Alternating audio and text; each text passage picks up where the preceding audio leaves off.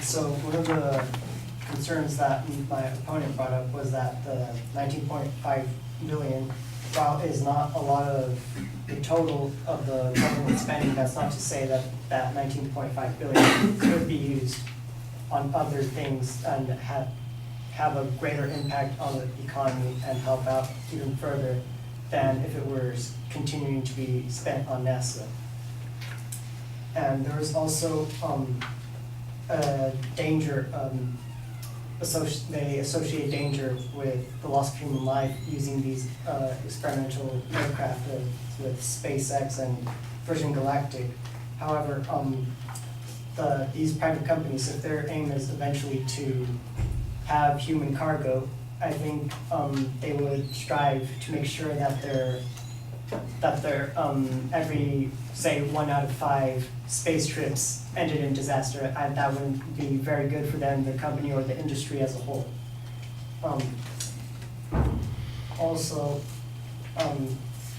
because of that, these private companies will push innovations to ensure that their technology works and it doesn't just destroy everything that they do.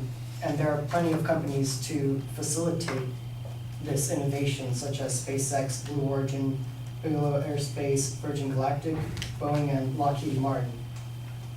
So they don't necessarily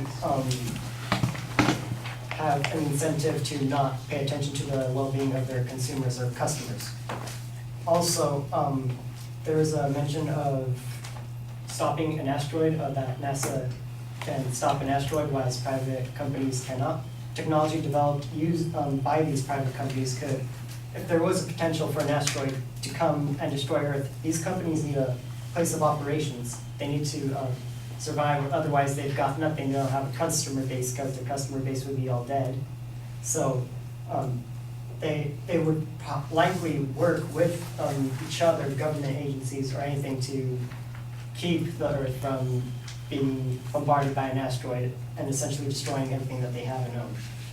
So also they said that it would be too hard to send something to Mars, and I think that would be kind of downplaying NASA themselves and their abilities, so that kind of further supports our point that saying, yes, we need private companies to innovate, to be able to send people to Mars, to push further on the boundary of space.